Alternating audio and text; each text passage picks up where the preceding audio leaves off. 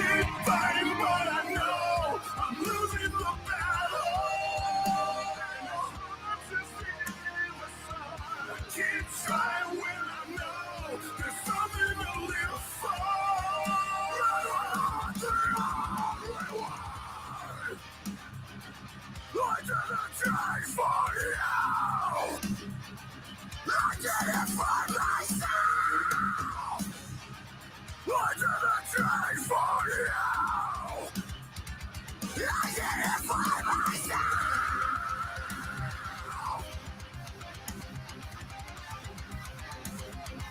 I did it for myself.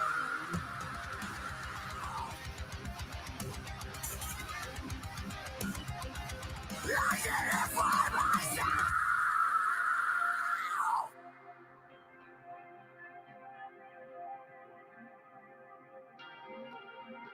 I keep trying when I know there's something to live for. I keep fighting, but I know I'm losing the battle. I keep trying when I know there's something to live for. You're not the only one. I keep fighting, but I know I'm losing the battle.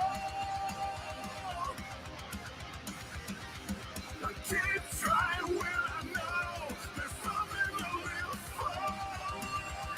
I'm the only one.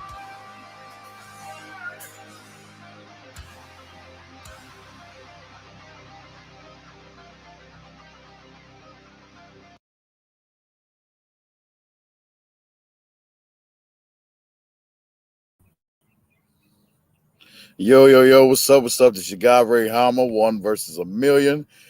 Yes, we are going to get it in today. Yes, don't forget to like, share, subscribe. And I want to thank the donors. Yes, all those who supported through like, sharing, subscribing, and also donating to the Hanma Force. Thank you, dear brother, Roastmaster One, and others who have donated. Those who are anonymous. I don't know why. I get like one or two anonymous donors here and there sometimes, but yes. But anyway, to whoever you are, thank you. Um, yes, but thank you, dear brother Roastmaster One. Thank you, brother. My A1 Day one of my A1 Day ones. Appreciate you, brother. Um, but yes, so let's get into it. Oh yes. Oh my God. So this battle here with my long term, my longtime boy, Wolverine. Ah, yes, y'all. We got to get it in today. Oh man.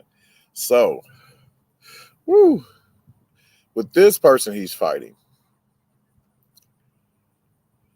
I was surprised because I, wouldn't have thought about this battle comparison, you know, because Death Battle, I ain't gonna say shout out to them, to hell with them because of what they did with Guts from Berserk. So they will forever get a FU for me.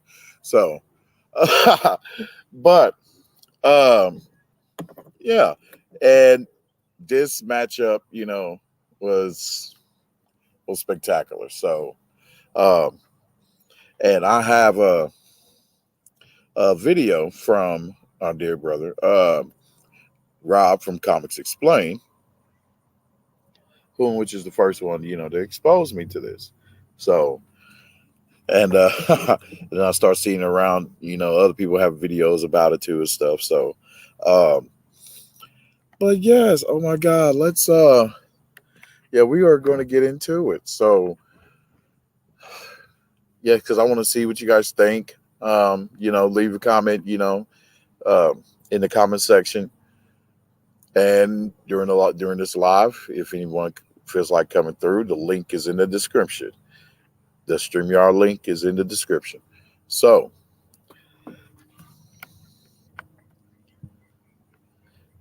without further ado, let's go ahead and get into it. Yes, yes, yes. Okay. So now I'm gonna pull it up and whew, oh, my boys Rob, he's gonna go into and explain where he says, an issue comes out once a month. So I'm like, oh man, so there's gonna be multiple issues of this. Oh, I'm like, I'm highly intrigued. And afterwards, I want you guys to tell me, do you guys see in them I mean, hell, it's all possible with looking at all the crazy stuff, Hollywood's been doing, and and the writers and the writers issue and all that, the writer strike.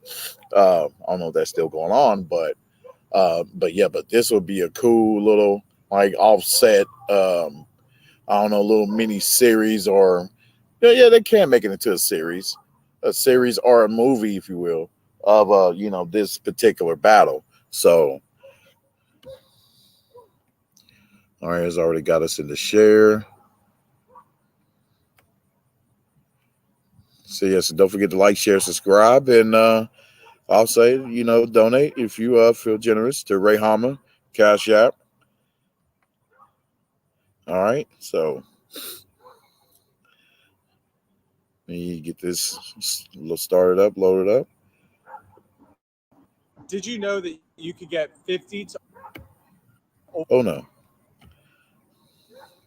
gotta mute you, sir. All right, and let's go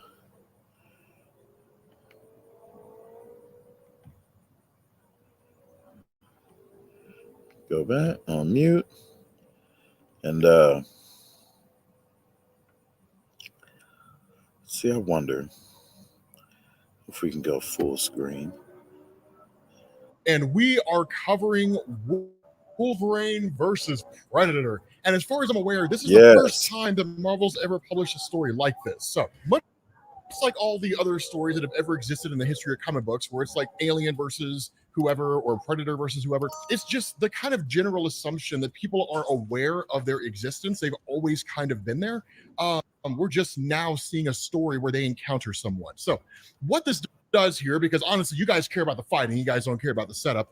There's a few things that go on here. First and foremost, the Predator does arrive on Earth, right? And when it shows up here, it does what most predators would do when they get to a new planet. They start going after the indigenous life. Now, it's not to like destroy them, right, or at least eradicate all life. It's to really just kind of figure out what the hierarchy is, right? Like starting with the first thing it attacks and going from there. So the first thing it does is it kills like an elk, right, or a deer, or whatever this thing happens to be. I can never tell the difference between them, to be honest with you.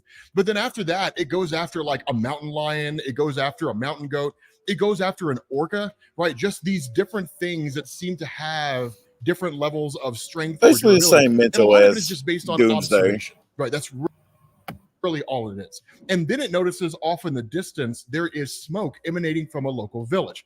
Now at that point, we switch over to Wolverine. Now this takes place, and one of the things to know with the miniseries, this is 4 issues long. It's going to span 4 months, and each issue will take place at different points in Wolverine's life. This one takes place in the very early days, right after he had like popped his claws and his traditional origin, and then taken off to the Northwest Territories to live up there in northern Canada, and especially up in Alaska, right? So by and large, he's removed from most of society, but he's still pretty young. So he does not have adamantium claws yet, right? It's just bone. But he ends up coming across a guy named Tucker. And Tucker is basically like a prospector, right, who made himself rich out there. And then some rival faction ended up kidnapping his son and so on and so forth. So he basically hires Wolverine to like track these guys down and try to kill them.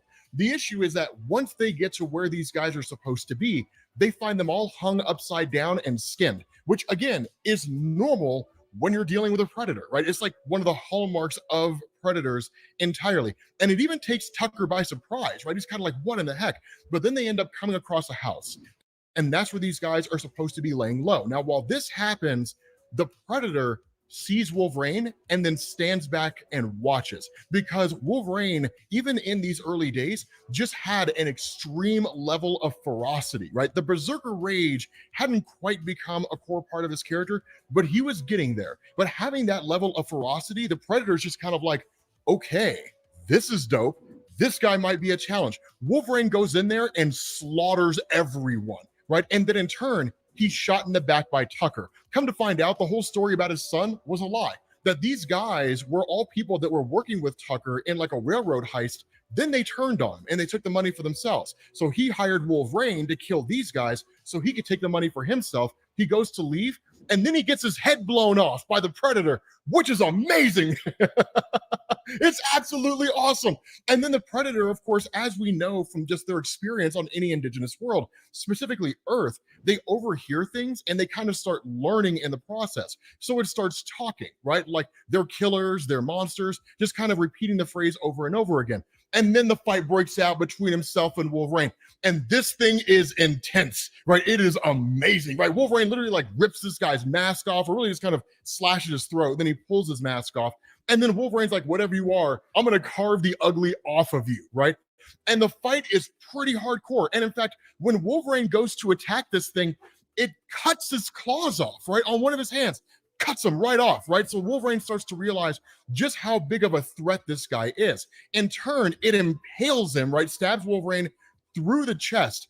And then Wolverine, having gotten the slash on him, it's kind of the opening salvo, right? In a lot of ways, it's just one testing the other to see what they're capable of. Wolverine, of course, just takes off running with this spear stuck in his body, pulls the thing out, and then his healing factor starts to kick in. And it's really, really cool, right? The narration is like we were both cut deep and we both had our own ways of healing. Of course, Wolverine has this healing factor, the Predator has technology. And so it's awesome as like they're both healing and recovering, because eventually the Predator catches up to Wolverine. Now, one of the funny things he says, I was young, but I'd seen more than my share of blood and trouble. This thing, though, was on another level. I wasn't one to run from a fight, but I knew if I was going to win this one, I needed to move fast and think smart, or I'd be just another bloody ornament hung from a tree. And so even when he's trying to get away, it's not one of those where he's like running out of fear.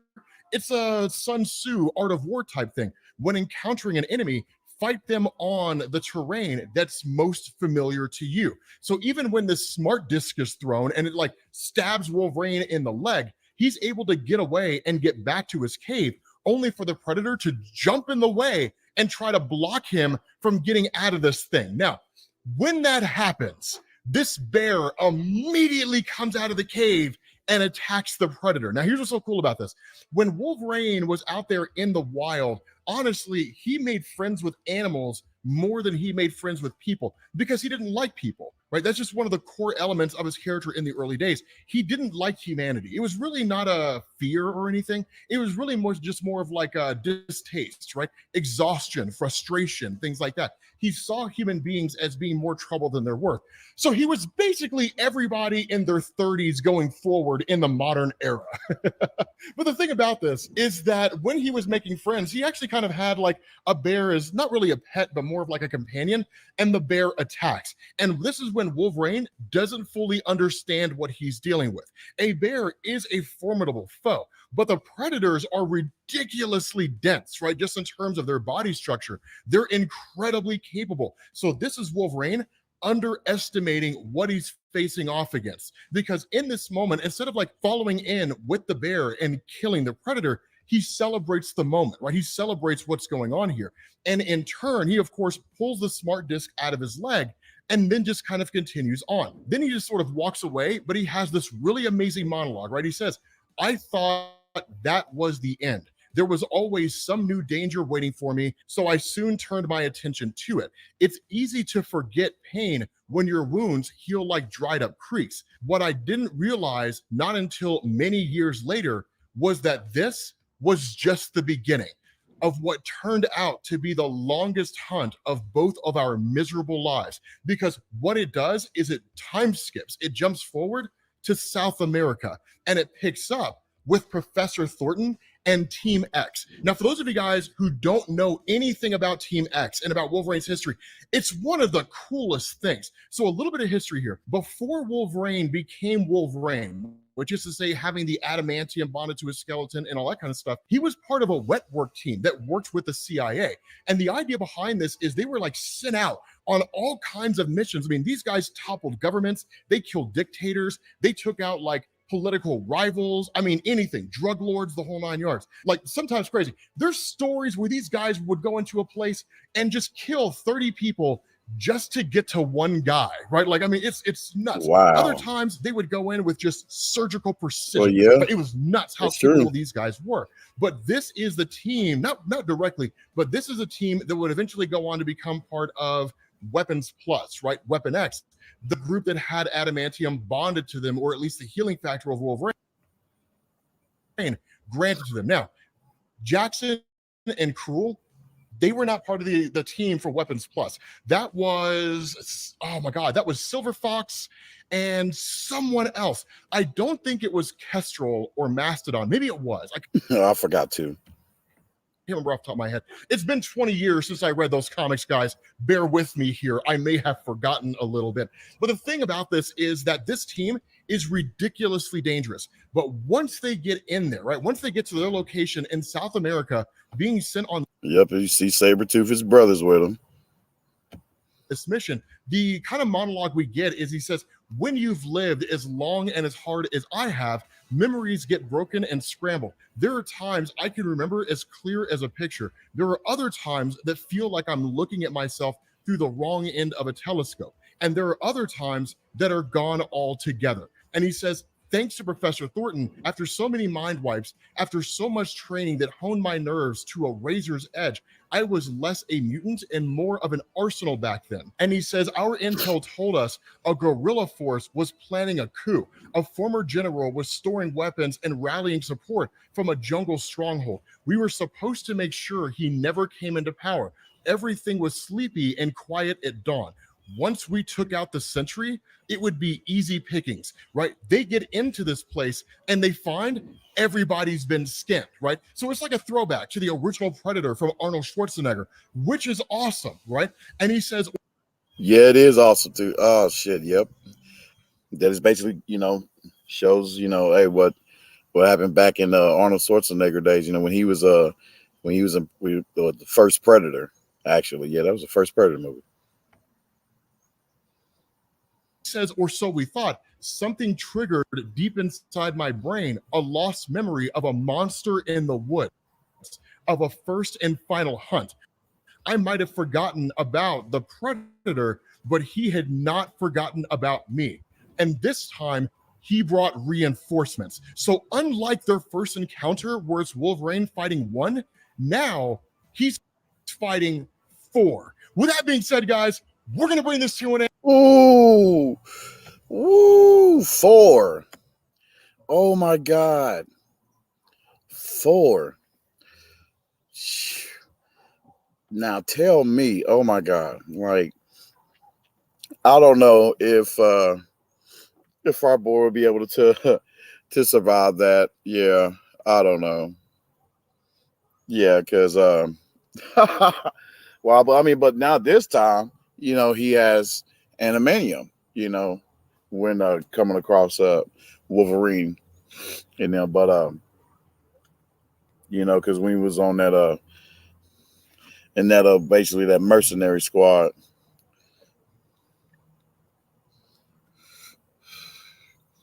So, in the adamantium, which is, I wonder how they're going to show it. How they going to do it? Revealing that, hey, if adamantium is an element that the predator, the alien predators, if it's something that they have never came across before, or if they have. But hell, if not, that'll be all the more for Wolverine's favor. You see, and Wolverine, I don't know. I haven't seen any latest animation of our boy lately, but I will. And because the Wolverine I've seen through the video game. Now, I mean, knowing how to make it like that, for you to be attracted to it and to buy it. But the way Wolverine was moving in that game,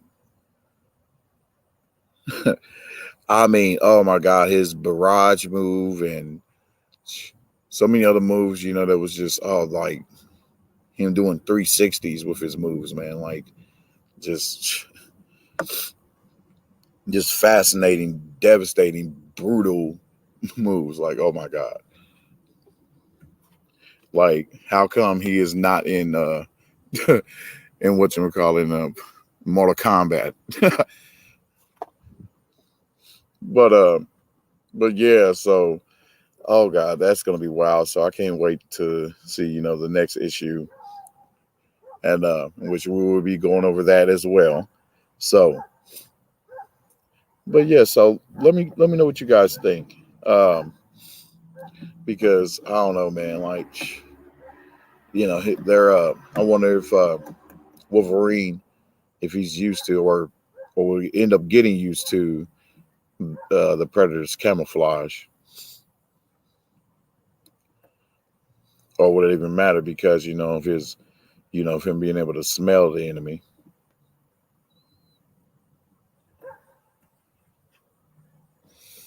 So, uh, so that might be too much of a ordeal for him to deal with.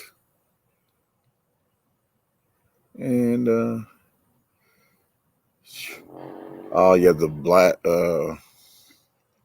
I think as it's shown, I believe he could survive the Predator's blasters, and I think he can bypass that. Let's see, to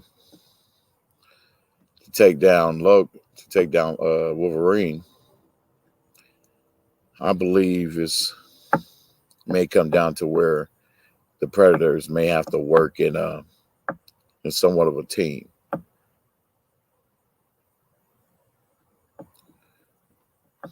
They're going to have to do some kind of like special combo move or something, to really take him out.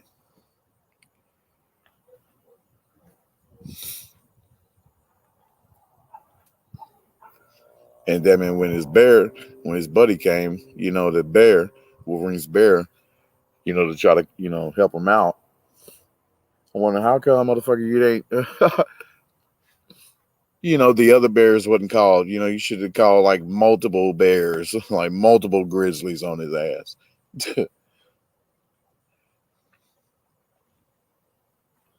Instead, he won that battle. I'm like, oh shit. Oh shit.